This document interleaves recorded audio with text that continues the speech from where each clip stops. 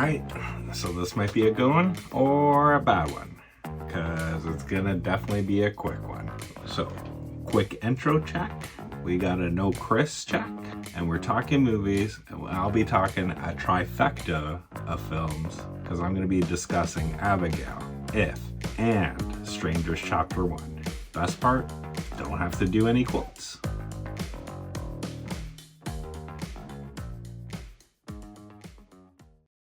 Hey everybody, and welcome. That felt weird because that's usually Kris's line. So Kris is off living his best life at the Euros. Yes, I am. And I decided just to take a quick moment and review some films that I figured Kris is never going to go watch and we probably won't really get to this year.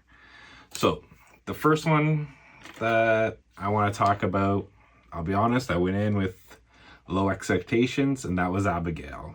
It was written by Stephen Shields, Guy Busick, directed by the duo of Matt Bettinelli-Olpin and Tyler Gillette. It stars Alicia Weir, Melissa Barrera, and Dan Stevens. And I'm going to be honest, the trailers here didn't do this film any justice because I didn't really see any of the humor or nuances they were going with. I just thought this was going to be a claustrophobic take on Dracula's daughter, which I'm glad, it wasn't. If I had to say something, this would pair perfectly with Evil Dead 2 as a great double feature at a drive-in. Alicia Weir killed it as the title character of Abigail, and her interplay with Melissa Barrera, I think, was one of the highlights of this film. Speaking of, obviously, Melissa Barrera, I'm assuming she's probably in the conversation here for this generation Scream team, and Scream Queen, and every movie I've seen her in, she's just getting, I think, better and better. And I do hope that, whatever issues are happening, that cooler heads prevail, and, she gets to return to the Scream franchise and finish her Sam Carpenter story, because, it'd be kind of cool to, just have her as maybe the Ghostface for the next movie, and that just be the whole surprise where, this whole trilogy is just building towards a permanent Ghostface. So in terms of Abigail, great performances, great cinematography, great gore, and some good laughs. I will say it's definitely a blood-soaked riot, and you should watch it. Whether you go out to theaters or I'm pretty sure it's available for renting. The next movie, moving on, we're going to go with If. It was written by John Krasinski, stars Kaylee Fleming and Ryan Reynolds. This is really paint-by-numbers family fare. The twists on here I found pretty predictable, and they were laid out well enough that, you can pick up on what's going to pretty much happen, with the exception of my wife, who, was caught off guard with what the twist of the movie was. But I'll say the thing with this, though, even though with the predictability, what makes this film work is its cast, and not just Reynolds and Fleming. The voice cast is who's like a who's who, like Matt Damon's in it, George Clooney, and a shit ton of other people too. But the visual effects work on this film, I'd say, really well done. And it really made me want to rewatch, a film I grew up with kind of the same premise of, the imaginary friend coming back later on, even though this isn't really what this film is, but just the whole imaginary friend thing. And that film's Drop Dead Fred, which, you know, if you're doing another double feature at a drive-in or at, you know, theater house, this movie with Drop Dead Fred would probably be pretty good. Or if you're just having a family movie night, have the kids with you put them to bed and watch a little Drop Dead. But it's a great choice for a family movie night, especially at home. You're not going to be disappointed at all. You know, it tugs at the heartstrings a little bit and it gets you there.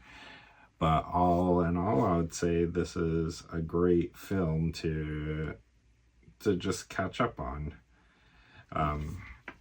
Again, like I said, this is just going to be a quick one because Kris is gone and there's no real interplay, and I don't really if you listen to the pod, I don't really like talking that much, and you know, it's more the interactions with me and Kris. So this is probably gonna be a record for our shortest episode here.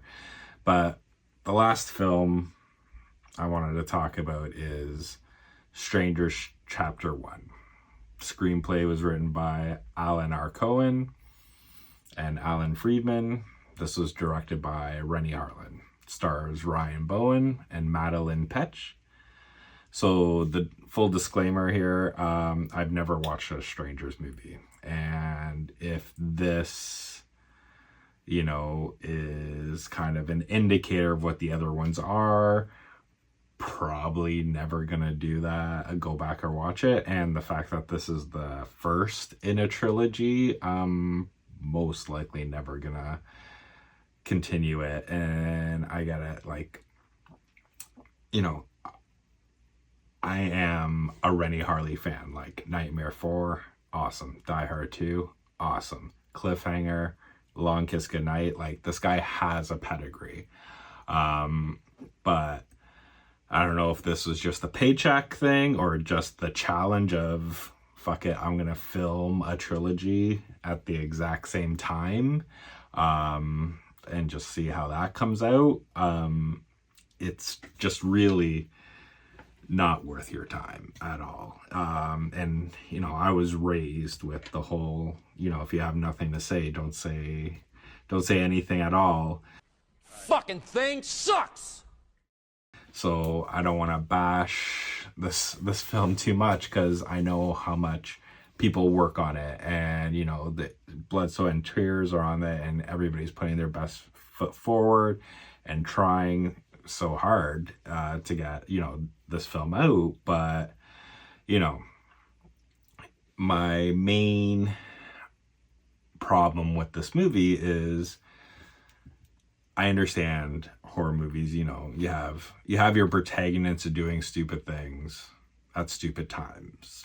I get it, right? Like, why are you running up the stairs? Why aren't you running to the car? But the fact that your main character has tunnel vision the whole movie, it doesn't add to anything. It just literally, to me, it just frustrated the shit out of me. That the fact that you can take a shower, but at the corner of your eye, you cannot see a man in a scarecrow mask fucking standing right there. And I'm not talking about like 7 feet away, like literally right here. No. I see nothing. So, and I get it, you know, this was probably just I'm just gonna do a nice shot where, you know, the main person is in the shower, and when she starts moving out of frame, boom, there's your little jump scare of one of these stranger people. I don't even know what they're called, but one of these, you know, villains, just standing right there. Which, again, like, just, I get that horror movies, you know, and I'm a big fan of horror movies, have stupid things, but there has to be a level of reality. And from what I understand of the Strangers movies, like the first one is somewhat based on a true story. So to have it that, you know, your main protagonist is, you know, conveniently blind a lot of the time just to have jump scares. I'm blind.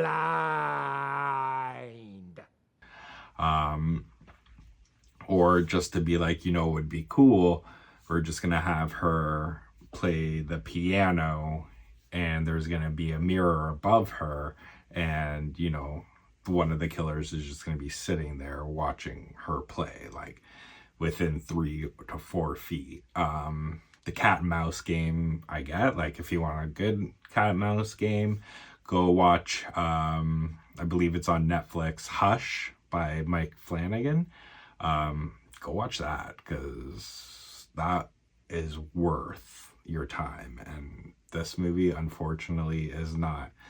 And you know, there's an end credit scene in this, which again just fucking frustrates you, because it's just, oh, this would be a good shot, but there's no level of reality in it.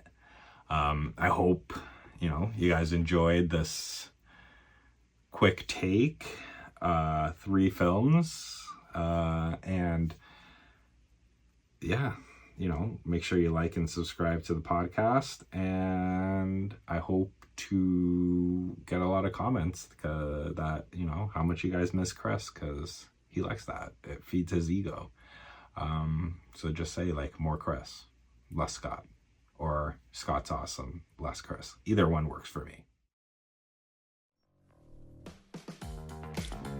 And that is our wrap for the day. Please like and subscribe to this podcast. Tell your friends. If you want to get a hold of us, reach us at the www.howdyoulikethatmovie.com.